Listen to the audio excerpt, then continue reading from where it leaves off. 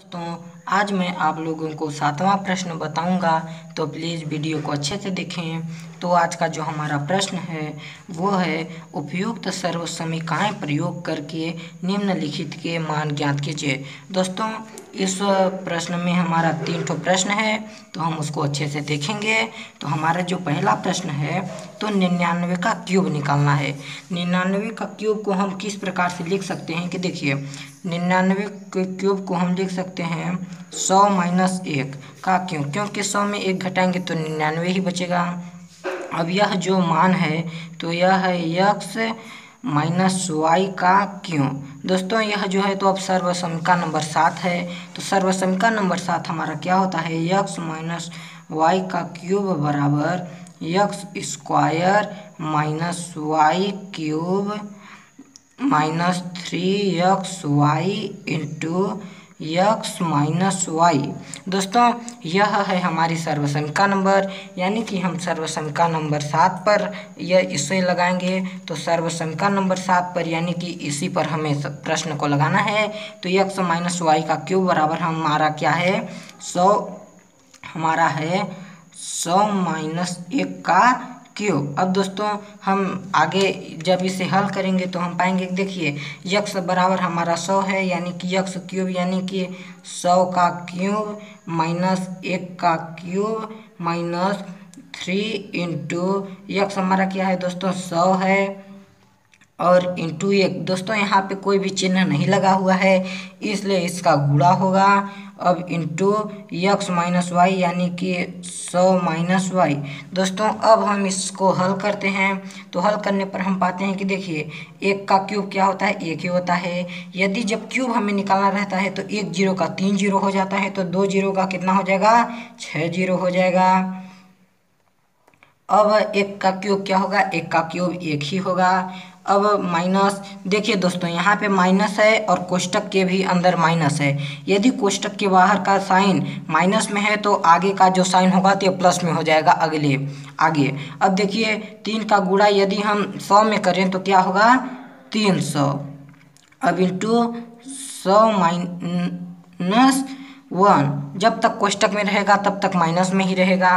अब देखिए, अब हम इसे हल कर देते हैं, यानी कि सबसे पहले कोष्टक हल होता है तो ये वही लिखाएगा 6 जीरो 1 2 3 4 5 6 और माइनस 1 और माइनस। देखिए, यदि 3 का गुणा हम 1 में करें तो क्या पाते हैं 3 एक कम 3, 2 जीरो यहाँ है 2 जीरो यहाँ, तो दोनों जीरो जुड़ जाएगा यानी कि 4 जीरो हो जाएगा।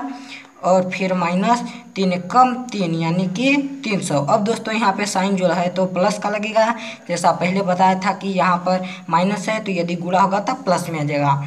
अब दोस्तों देखिए, जब हम इन सभी संख्याओं को घटाते हैं तो घटाने पर पहले घटाते हैं उसके बाद जोड़ते हैं, जोड़कर घटाने पर हम पाते हैं कि 9 7 0 2 9 9। दोस्तों, यही है हमारा उत्तर। पहला का उत्तर इतना होगा। अब हम दूसरे को देखते हैं। तो दूसरा क्या है, दूसरा है 102 का क्यूब, यानी कि 102 का हमें क्यूब निकालना है। तो इसे हम किस प्रकार लिख सकते हैं, देखिए 100 प्लस 2, क्योंकि 100 में यदि 2 जोड़ देंगे तो 102 हो जाएगा। अब क्यों, यानी कि यह क्या है, यह x प्लस वाई का क्यूब बराबर है। दोस्तों, अब हम देखते हैं कि x प्लस वाई का क्यूब बराबर क्या होता है, यानी कि x प्लस वाई का क्यूब जो कि 6वां सर्वसमीका नंबर है, तो इसका स्क्वायर क्यूब बराबर होता है x cube plus y cube plus 3xy into x plus y. ये होता है सर्वसमीका, यानी कि हमें इसी सर्वसमीका पर इसे लगाना है। तो देखिए, एक्स प्लस वाई का क्यूब बराबर क्या है हमारा 100 प्लस 2 का क्यूब। अब दोस्तों, एक्स का क्यूब यानी कि 100 का क्यूब और प्लस 2 का क्यूब और प्लस 3 इंटू 100 गुणे 2 इंटू एक्स यानी कि 100 प्लस 2, इतना हो गया। दोस्तों, ये हमारा सर्वसमीका यानी कि ये जो है तो इसके बराबर पे है। अब हम इसे हल करते हैं। तो देखिए, 100 का क्यूब क्या होगा दोस्तों, 1 रहेगा, 2 जीरो है तो इसका 6 जीरो हो जाएगा, 1 2 3 4 5 6 और प्लस 2 का क्यूब कितना होता है दोस्तों? 2 का क्यूब होता है 8 और प्लस देखिए 3 का गुणा यदि हम 2 में करेंगे तो 6 आता है। 6 का गुणा 100 में करेंगे तो क्या आएगा? 600 आएगा। और फिर इंटू 100 प्लस 2 ये आ गया। अब आगे जब हम इसे हल करेंगे तो देखिए हमारा जब हम इन सभी को जोड़ देंगे इसको और 8 को तो हमारा क्या आएगा?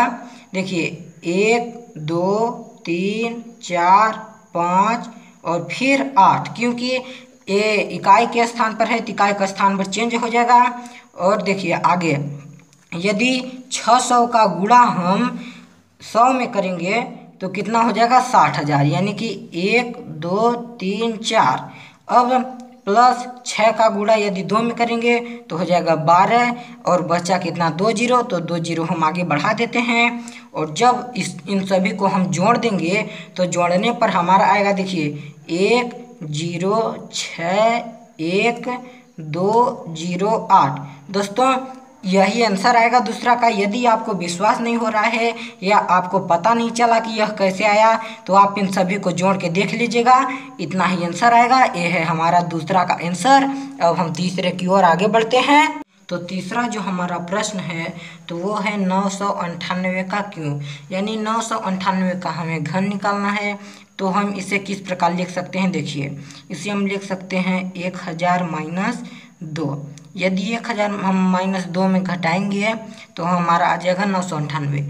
यह कौन सा है? यह है x माइनस वाई का क्यूब, यानी कि x माइनस वाई। दोस्तों देखिए x माइनस वाई का क्यूब यानी कि सर्वसम का नंबर 7। तो सर्वसम का नंबर 7 यानी कि x माइनस वाई का क्यूब बराबर क्या होता है?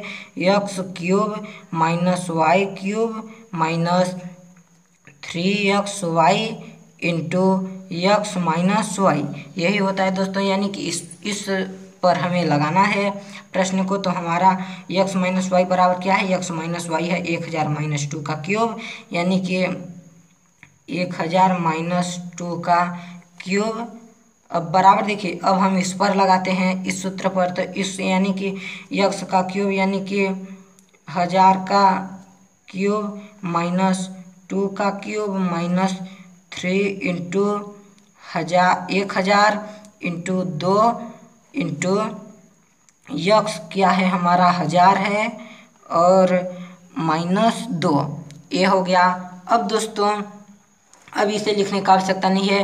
अब हम इसे हल करेंगे तो देखिए जब घन में प्रत्येक एक जीरो में 3 जीरो बढ़ते हैं तो 3 जीरो का कितना जीरो हो जाएगा? 9 जीरो हो जाएगा, यानी कि 1 1 2 3 4 5 6 7 8 9 हो गया दोस्तों। अब 2 का क्यूब कितना होता है? 8 होता है। और माइनस यदि हम 3 का गुणा 2 में करते हैं तो 6 आता है। 6 का गुणा यदि 1000 से करेंगे तो क्या आ जाएगा? 6000 आ जाएगा। अब इंटू 1000 माइनस 2 ये आ गया। अब दोस्तों अब सबसे पहले हम कोष्टक को हल करते हैं।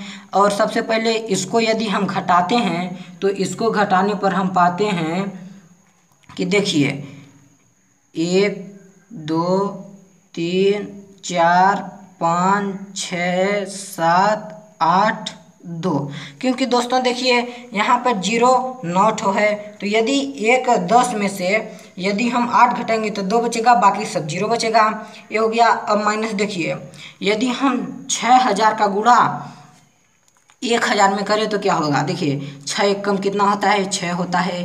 3 जीरो यहाँ पे है, 3 जीरो यहाँ, तो 3 जीरो जोड़ जाएगा यानी कि 6 जीरो हो जाएगा। तब 1 2 3 4 5 6 और माइनस 6 दूनी 12 होता है। तो अब 2 जीरो 3 जीरो यहाँ का भी बढ़ जाएगा, तो 1 2 3।